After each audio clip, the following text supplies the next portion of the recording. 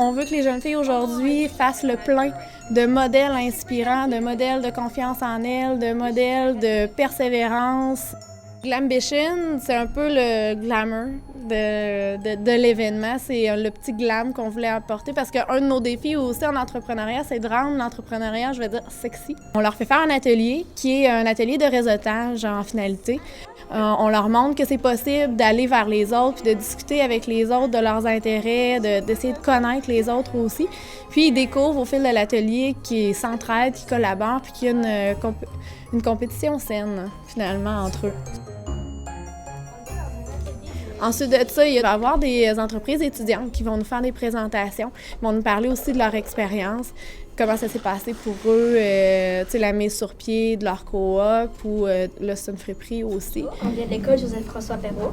Nous, on est là pour présenter notre projet de la friperie. On a un projet de friperie qu'on a à l'école. Nous, des morceaux mode qu'on modifierait ou tout simplement du linge déjà normal qu'on revendrait moins cher tout. Ça avance pas mal. On a notre petit local à l'école. J'aime ça partir des projets qui servent à du monde. Ça satisfait des besoins de création. En même temps, ça aide à des gens, puis c'est le fun à aider le monde. Ensuite de ça, il y a 4 entrepreneurs, une conférencière qui viennent parler de leur passion, de leur cheminement, de leur vécu pour servir de modèle pour nos jeunes filles. J'avais une petite dizaine de filles, des filles du début du secondaire à la fin du secondaire, des filles dont certaines avaient des projets déjà.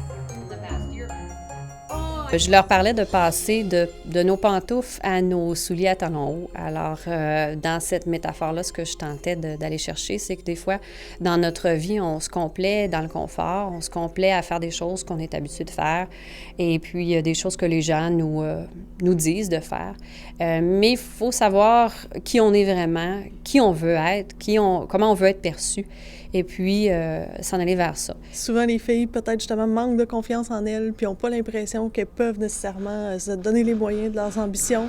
Peut-être que de se faire dire par quelqu'un d'autre, c'est normal de ne pas être sûr, c'est normal de douter, c'est normal d'avoir l'impression que tu n'es pas capable. Mais si tu l'essayes, des fois, tu vas te rendre compte que tu es capable. Ça fait du bien de se faire dire ça par quelqu'un qui a passé par le même genre de choses. Il y a un midi-conférence par Marie-Paul Ross qui vient parler à nos filles de confiance en soi sur l'heure du dîner.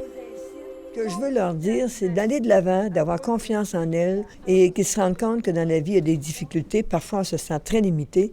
Et à un moment donné, quand on prend un choix, quand on décide d'aller de l'avant, on peut faire des merveilles, on peut faire des choses qu'on n'avait jamais pensé pouvoir faire. La dame de ce midi, elle nous a dit que c'était vraiment important de bien se prendre en main et de bien croire en soi parce que comme elle, on lui a dit toute sa vie qu'elle n'était pas capable, elle a fait un doctorat, elle a réussi ses études, elle a été dans 25 pays différents, donc c'est un peu un exemple puis, de confiance en soi puis d'estime de soi.